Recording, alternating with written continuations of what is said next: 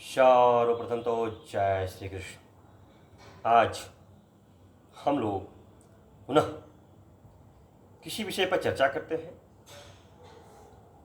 जीवन चक्र तो चलता ही रहेगा और जीवन में तमाम मुश्किलें और सरलता आते रहेंगे। इससे घबराना क्या। देखिए, कभी कभी व्यक्ति किसी दूसरे की बातों को सुन के बड़ा दुखित हो जाता है या फिर किसी की खुशियों को देख के उसके अंदर जलन सा होने लगता है। क्या फायदा, जलने से कुछ प्राप्त तो होने वाला है नहीं। और आप जानते ही हैं कि जलने से आपका बीपी हाई लो हो सकता है। बेवजह कोई चिंता करने से कोई फायदा नहीं है। तो क्यों आप सोच रहे हैं व्यर्थ का। सोचिए वही जो आप कर सकते हैं। फालतू का सोचने से कोई फायदा नहीं। लोग कहते हैं दूसरे के विषय में सोच आप ज्यादा रहे हैं या किसी का बुरा करने के लिए आप सोच रहे हैं।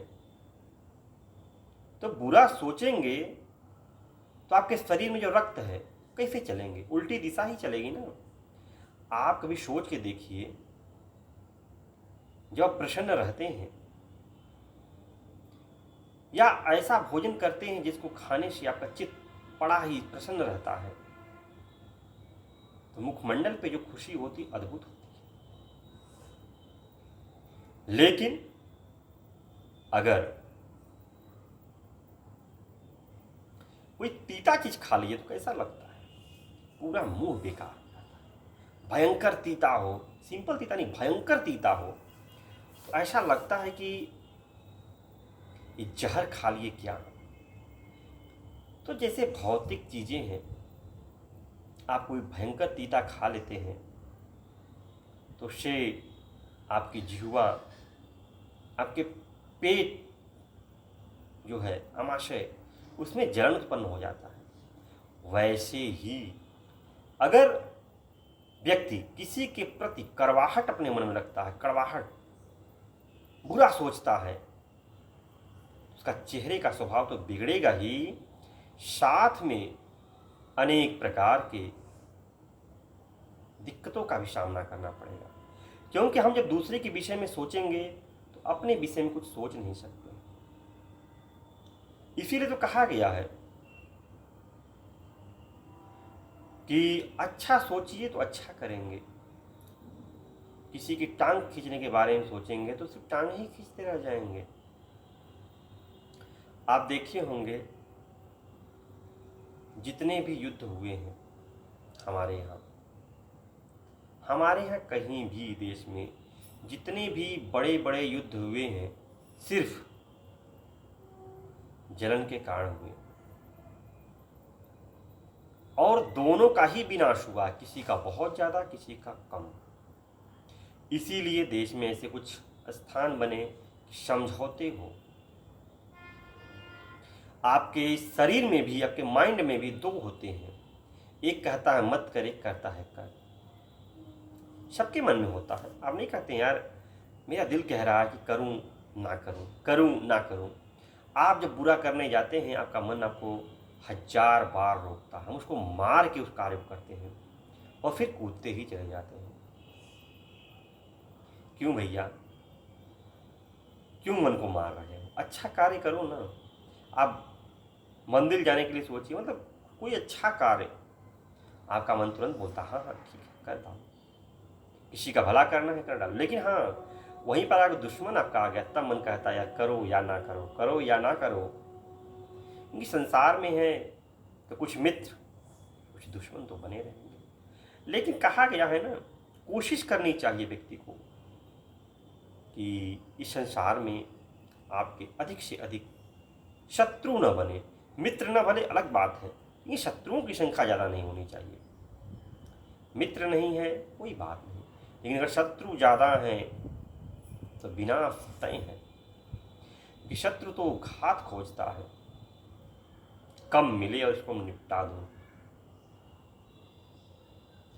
और ये जान जाइए कि संसार में एक से एक वीर योद्धा है। दुश्मनी बहुत खराब चीज़ होती है। दोस्ती हो या ना हो, लेकिन दुश्मनी कदापि नहीं होनी चाहिए। निष्क्रिय भावना रखिए, मन में कोई कटुता मत रखिए, क्योंकि कटुता के बाद ही तो दुश्मनी का जन्म होता है। अगर लगता है कोई आपका है, कुछ बहुत बुरा बोल रहा है, जिससे लग रहा है सुन सुन कान पक जाएंगे, और हम उसे कहने से कुछ उसका नहीं बिगड़ेगा, मेरा नहीं बिगड़ेगा, सिर्फ मस्तिष्क खराब होती, जुबान खराब होती है, तो ऐसे स्थानों से हट ही जाइए आप। हटने में ही भला होगा। लोग कहते हैं कि आधी जब आती है तो बैठ के गवा देना चाहिए। जब तूफान चलता है तो आप बैठ जाएंगे, आप देखेंगे कुछ देर बाद तूफान कुछ ही देर के लिए होता है। ज़िंदगी में जब भी कोई घटना घटती है, कुछ क्षणों के लिए घटती है। वैसे सुख या दुख सब कुछ ही क्षणों के लिए आते हैं। न कोई व्यक्ति हमेशा प्रसन्न रह सकता है, न बहुत ज़्यादा क्या है दुखित रह सकता है। रात और दिन, दिन और रात, कभी जाड़ा, कभी बरसात, कभी गर्मी, ये सब आते रहते हैं। फिर भी मन शंकित रहता है। हर व्यक्ति के अंदर वो ताकत है कि दुखों को झेल सकता है, मगर सामर्थ्य होते हुए भी उसे लगता है कि मैं पंगु हूं। उसी समय किसी मित्र की जरूरत होती है, एक अच्छे सलाहकार की जरूरत होती है। अगर आपके या आपको कोई बताने वाला अच्छा व्यक्ति मिल गया, आपका मित्र, आपके सगे संबंधी, या स्वयं आपकी अंतर आत्मा ही आपको अगर सही मार्ग बता रही है, उसे आप चुन लेते हैं, आप देखिए सब कुछ सही होता है। संघर्ष करना जीवन में तो आवश्यक है ही, क्योंकि बिना संघर्ष के कुछ प्राप्त अगर हो जाए तो उसकी खुशी ही नहीं होती है। आप मेहनत करके अपने मेहनत के बल पे कुछ प्राप्त कर लेते हैं, थोड़ा भी, भले ही सब नाराज हो आपकी मेहनत से, लेकिन आपके चेहरे पर अद्भुत खुशी होती है कि मेहनत के बाद आप पाए हैं। क्योंकि आप जो किए हैं सिर्फ आप जानते हैं कि कितना परिश्रम आपने किया है, दूसरे को क्या पता। जब 10वीं का पेपर होता है, बालक रात दिन जगता है, इतनी खुशियों को त्यागता है, तब कहीं जाकर रिजल्ट आता है और कहने वाले कहते हैं बस 60% से पास हो गए हैं। हम तो देखो इतना पढ़ते तो बहुत पा गए होते। भाई वो 60% पा के पास हो गया, बधाई देना चाहिए, लेकिन नुक्से निकालने वालों की कमी नहीं होती है। क्या सोचेगा बालक? आप उस स्थान पर रहकर उस अवस्था में पढ़िए ना, आपके समय क्या था, उसके समय क्या है, कोई जानता है? अब अगर उसकी बातों से आप अरे यार 60% है, वो छोड़िए, जो मिल गया सो मिल गया। अब आगे के बारे में सोचिए, और पाना है तो अगली कक्षा मेहनत कीजिए। ऐसे जीवन है, मेहनत कीजिए, न ज़्यादा मिल सका, थोड़ा तो मिला, अगर वो भी नहीं करते तो एकदम पीछे रह जाते, क्या फ़ायदा होता? कुछ ही आगे बढ़े ना, और संतोष परम सुख। संतोष कीजिए और मेहनत कीजिए, आगे बढ़ते जाइए। क्योंकि एक बात हमेशा याद रखना चाहिए कि जीवन कब तक है किसी को नहीं पता। जीवन कब तक है किसी को नहीं पता है, इसलिए हर दिन ऐसा जिए कि लगे कि ये आखिरी दिन है। लेकिन आखिरी दिन का मतलब ऐसा नहीं कि आप खुशियों के चक्कर में सब कुछ गंवा दें। खुशियाँ ऐसी होनी चाहिए कि अंतरात्मा आपकी प्रसन्न हो। ऐसा नहीं कि आप कोई भी कार्य करें सब लोग आपसे प्रसन्न हो जाए, ऐसा हो ही नहीं सकता।